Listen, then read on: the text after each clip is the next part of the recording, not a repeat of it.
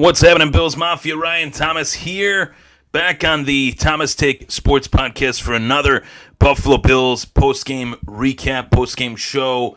A lot to discuss in what was a squeak-by win, an ugly win for the Buffalo Bills, but we'll take them any which way we can get them, whether they're ugly wins, whether they're close wins, whether they're blowout wins.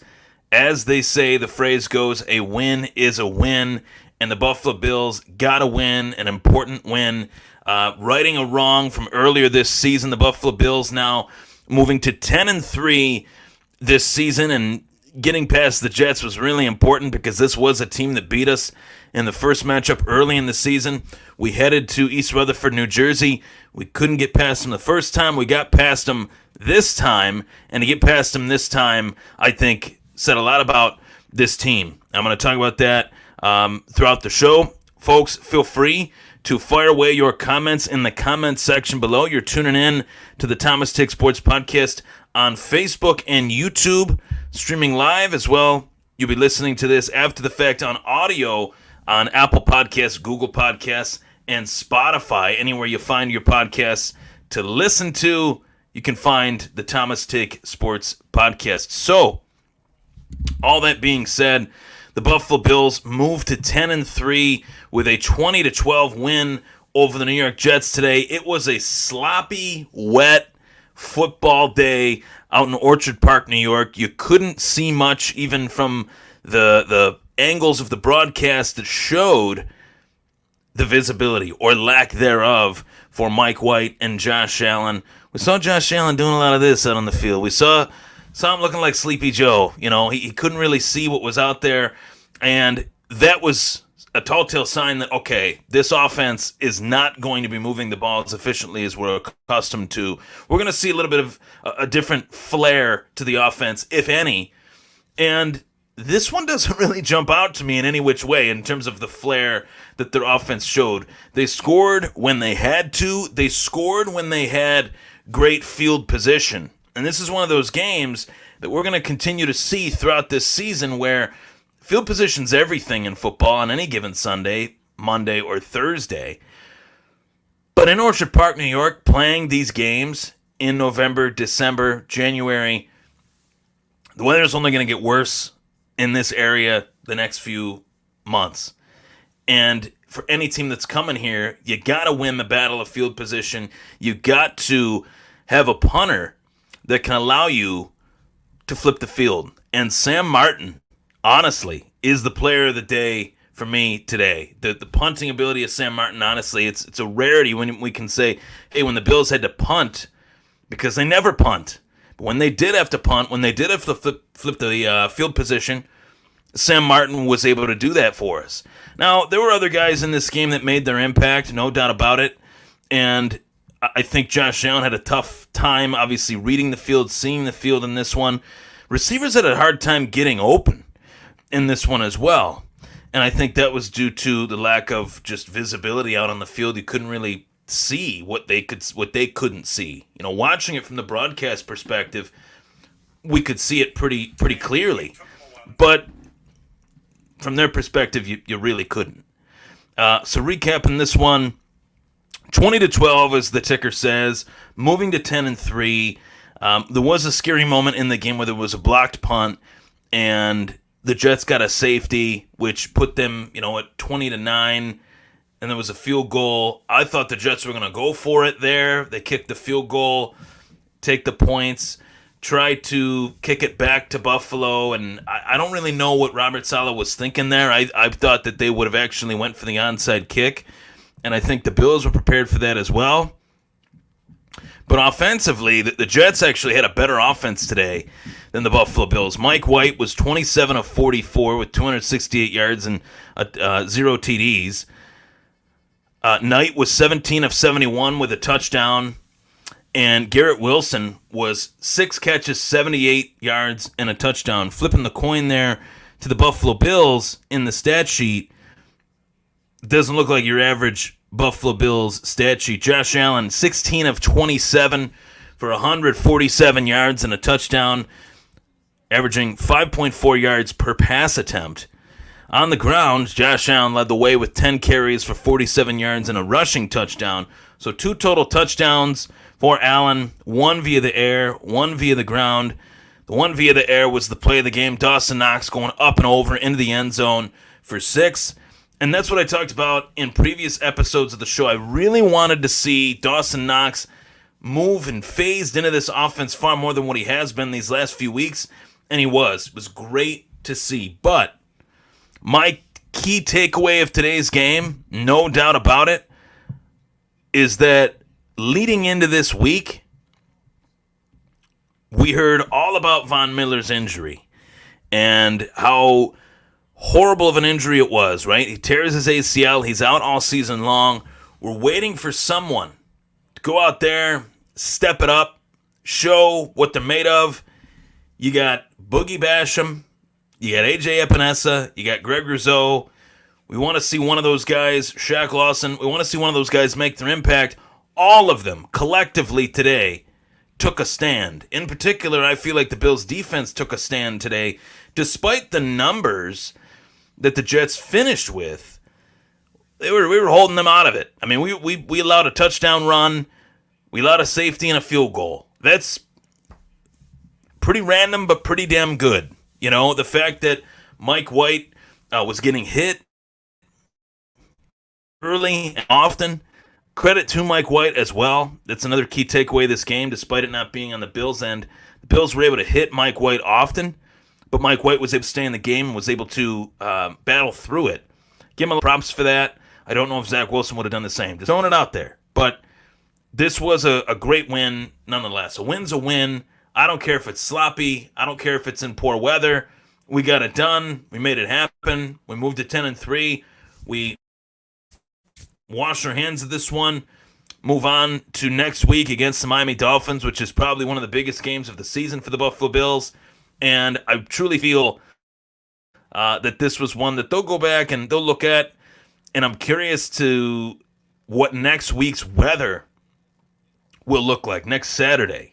You know, looking at a forecast 6 days out is never accurate.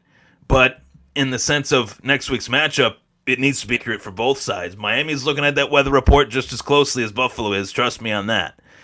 So the Bills' defense took a stand today. I really feel that the defensive line, AJ Epinesa had a batted ball to end the game, batted a Mike White pass down, which cinched the victory for the Buffalo Bills. Shaq Lawson had a beautiful sack.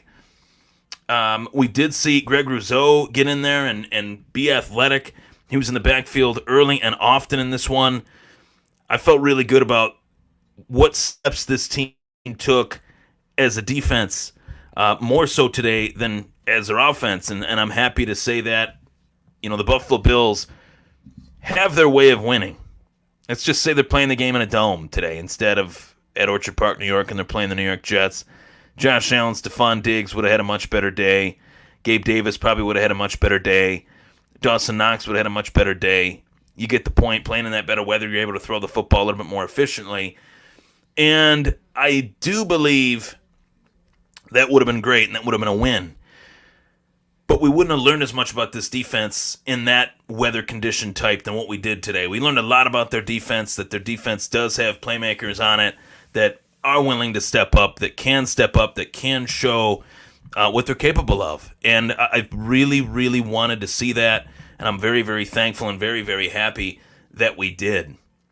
We move forward to the Miami Dolphins, and I think that that's a game that is easily one of the biggest games of this NFL schedule. A lot of people are talking about how the Dolphins are the Bills' biggest test outside of KC. We will see about that. We will see about that. We'll find out. But this weather today was brutal, and if the weather from today carries over to the weather on Saturday night, then the Miami Dolphins and the Buffalo Bills could put together a little bit of a snoozer. I will say, to the turnover battle, winning the turnover battle in any game should get you the nod, should get you the win. And we were able to do that. Damar Hamlin punched out the ball out of Zonovan Knight's arms, or actually Michael Carter's arms, pardon me. And Michael Carter fumbled, and that really changed some momentum onto our side. And it made it a heads-up play that I wish we would see more often from a lot of teams. Just punch the ball out. Try to punch the ball out. A lot of defenders in this league don't really do that anymore. So that's a great talking point to put out there as well. And this was I won't say that this was a pretty win. It was not. It was downright ugly. I will say the Jets are a much tougher team than what they have been in a long time. I'm talking mentally tough, disciplined. Robert Saleh, I think he's doing a really good job. I think if you were to point to what is like the Achilles heel of this Buffalo Bills team thus far, I would say that their offensive line would be the Achilles heel right now. Pass blocking, holding calls, offsides. Deion Dawkins is coming off of an ankle injury, but the fact that we do have these moments in the games where there's hiccups due to holding penalties from either Dawkins or somebody else on the line at this point in the season, it just should not happen. I thought the Jets did a really good job of taking Diggs away, even in the poor weather, and Isaiah McKenzie underneath had way too many drops, and I think it goes to personnel-wise. You know, what are some moves that this team has made as of recently? There's been talks about OBJ, of course, but they bring back John Brown. There's hope and prayers that Jamison Crowder can make a comeback, but I think we know for certain that Isaiah McKenzie is not the slot receiver that the Bills would hoped he would be heading into the season and at the very least right now. Unless something drastic changes, I'm just not seeing it. I love Isaiah, not trying to disrespect the man, but he's just not consistent at that position, in that role. What won this game for the Buffalo Bills, without a doubt, what won the Bills this game was their defense. And I want to hammer that point home. They were not facing an all-pro quarterback named Mike White. I know Tony Romo was gushing over him. I know Jim Nantz was gushing over him. The toughness, the durability, that was seen for sure. But Mike White is Mike White. Let's be honest, I don't mean any disrespect. He's not Joe Burrow. He's not Pat Mahomes. He's not Josh Allen. He's Mike White. We were able to get past him. And I thought in moments Mike White made it look pretty easy. There were some drives where Mike White was able to do what he wanted to do, where he throws the ball quickly and plays the West Coast passing game a little bit. I thought that was a little bit of a sign that, you know, we could go back to that and watch that on the tape and make corrections there. But the Bills had 4 extra days of rest in this game, and the first half was abysmal. Towards the tail end of the half, we scored a touchdown with 26 seconds left in the first half, and I thought the offense looked horrible. And I know a lot of it had to do with the weather, but in particular, let's just go to a scenario, as I like to do in the show. This was in the second half. We got the ball. We don't want to kick the ball back to the Jets. We got the ball. They throw a rollout pass to the left, play action rollout pass to Josh Allen's non-dominant throwing side, to the left side of the field, the left hash. Dawson Knox is covered by C.J. Mosley, and C.J. Mosley makes the play, defends the pass, bats the ball down, goes to second down. They run the ball. They don't get anything. 3rd and 5. They run a quarterback draw run. I don't even know. It was a quarterback power run, I guess you could call it. And it goes for nothing. Josh Allen trips over the Jets defender, and that's that. I don't know what the play calling was on that drive, but the play calling was so bad on that drive that it could have led the Jets to getting back into the game by giving the Jets the ball back. And I couldn't stand it. Last and certainly not least, 15 minutes into the post-game show. And I know this is a point that I'm going to get hammered on. But there is no dome stadium in this team's future for financial reasons. Financial reasons meaning that politicians in this area got together and they decided they didn't want the community to have to spend the money. Estimates of the additional construction costs are over another $1 billion just for an open stadium. Over $1 billion. This is not Dallas. This is not L.A. This is Buffalo. New York State will not come up with that much, and the Pagulas won't either. But the positive side of that is that you do have a quarterback that only a quarterback like Josh Allen can handle what we see in December and January. And it also means that the Bills do have a team that can handle winning in those elements. Because if you look at just this year so far, you look at last year, we'll just say the last 3 seasons, the Bills have been able to win games in November and in December. Bills have been able to win games, get hot in those months, in poor weather, and win games.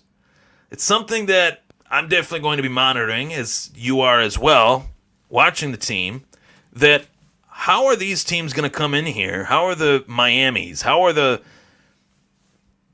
warm weather teams going to come in here and just dictate the pace of the game? I don't think that's, if we allow that to happen, then that's one thing. But the Buffalo Bills seem like they have their brand of football that they play in the winter months, and they're able to just flip that switch on. This was not a pretty win. It was not pretty weather, which equaled a ugly win. And the fact that the Bills can win that way, I think says a lot, and I think is actually a good thing for their future this season in particular.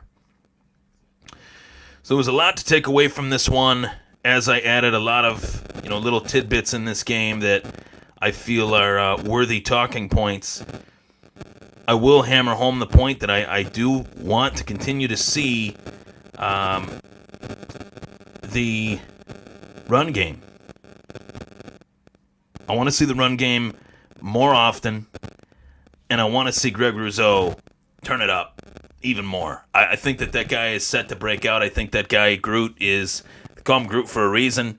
I think he's set to really show something these next few weeks of the season, and I think Von Miller being out has actually motivated some of these guys to step up and to make plays, and to see them do that today, I was very happy about that. So, talking about moving to 10-3, the Buffalo Bills reached 10 wins for the 4th straight season. Last time they did that was the 4 straight years they went to the Super Bowl. And that's great. Great to know that this team has that capability of winning games and winning games at home. This is how we got to do it. We got to win, win, win. We got the 1 seed in the AFC. We got the 1 seed in the AFC East. We righted the wrong of losing to the Jets, and we were able to get that one back and even up that quote-unquote series. And in doing so, we moved to 10-3. Ugly win, sloppy, wet football was seen out there, but a win's a win. I'm Ryan Thomas. That was the Thomas Take Sports Podcast. Go Bills.